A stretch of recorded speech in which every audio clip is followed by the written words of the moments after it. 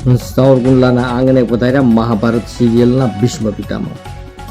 મહાભારત સિરિયલમાં ભીષ્મ પિતામહનું પાત્ર ભજવેલા અભિનેતા મુકેશ ખન્ના સાવરકુંડલામાં, તારક મહેતાના ડોક્ટર હંસરાજ હાથી અને બાઘો પાત્રના કલાકારો સાવરકુંડલામાં પહોંચ્યા.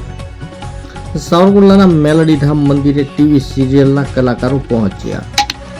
મહાભારત સિરિયલમાં ભીષ્મ અને શક્તિમાન સિરિયલમાં અભિનેતા મુકેશ ખન્નાએ મેલડીધામ મંદિરે દર્શન કર્યા. કલાકારોએ સંતવાણીના મજા માણી. મુકેશ ખન્નાએ ભીષ્મ પિતાના પાત્ર વખતેના ડાયલોગ બોલી શ્રોતાઓને ખુશ કર્યા.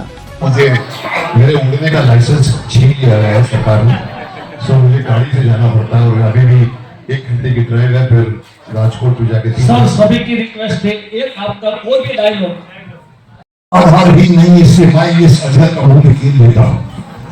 हाँ ये सच है कि मुझे अपने वंशज की ओर से वचन देने का कोई अधिकार नहीं, परंतु मैं वंशहीन तो रह सकता हूँ दासराज.